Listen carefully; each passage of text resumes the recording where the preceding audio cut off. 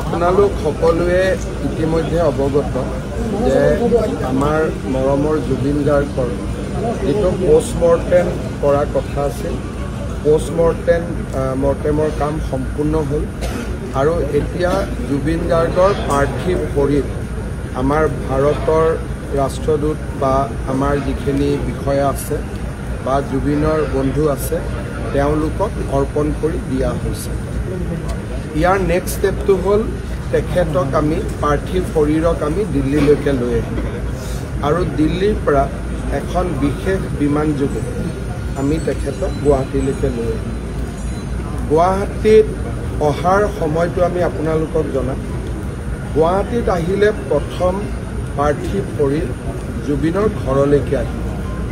সেইখিনি সময়ত আমি বিচাৰিম যাতে কোনো ৰাইজ তাতে নাথাকে, কাৰণ জুবিনৰ পৰিয়ালটোৱে একান্তভাৱে অলপ সময় কটোৱাৰ সেইটোৱে শেষ সময়, কাৰণ এবাৰ সৰু সজাইত অহাৰ পিছত পৰিয়ালে জুবিনৰ লগত সময় কটাব নোৱাৰিব।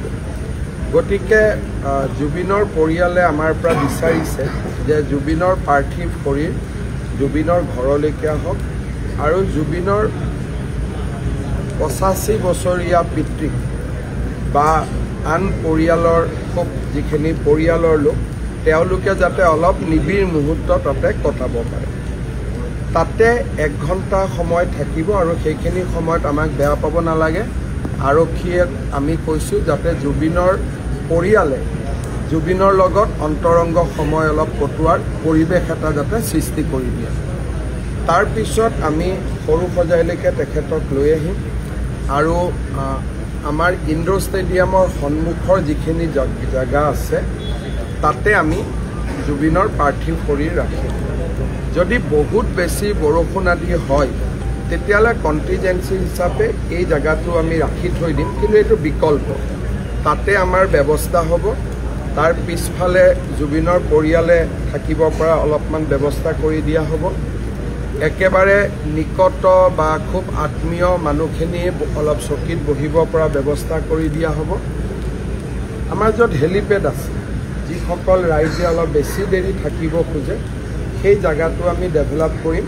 আমাৰ ইয়াৰ যিখিনি মাল্যৰ্পণ আদি হৈ থাকিব তাতে আমি চায়ো থাকিব পাৰিম আৰু গুৱাহাটীত বাকী যিমান আমাৰ ভিজুৱেল প্লেটফৰ্ম আছে তাতো আমি গোটেই আমাৰ ইয়াত শ্ৰদ্ধাঞ্জলি অনুষ্ঠানটো আমি পোনপটীয়াকৈ দেখুৱাই থাকিম।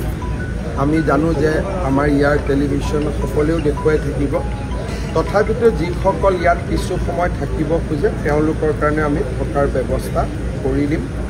আমি এনাফ টয়লেটছ আদিৰো ব্যৱস্থা কৰিম, খোৱা পানীৰো ব্যৱস্থা কৰিম আৰু অহাকালি আমি এইটো চিন্তা কৰিছোঁ যে নেশ্যনেল হাইৱেত আমি ট্ৰাকছ আদি সোমাব নিদিম। বাইহাটা চাৰিআলিত তেওঁলোক যাবগৈ, যাতে ইয়াত থকা পাৰ্কিং লটছখিনি আমি ল'ব পাৰোঁ, কাৰণ অসমৰ বিভিন্ন জেগাৰ পৰা মানুহ আহিব। আৰু অহাকালি ৰবিবাৰ আছে, অহাকালি বন্ধ দিয়াৰ কোনো প্ৰাসংগিকতা নাই, কিন্তু যিদিনাখন জুবিনৰ অন্তিম সংস্কাৰ হ'ব সিদিনাখন আমি বিদ্যালয় মহাবিদ্যালয় আদি নিশ্চিতভাৱে আমি বন্ধ দিম।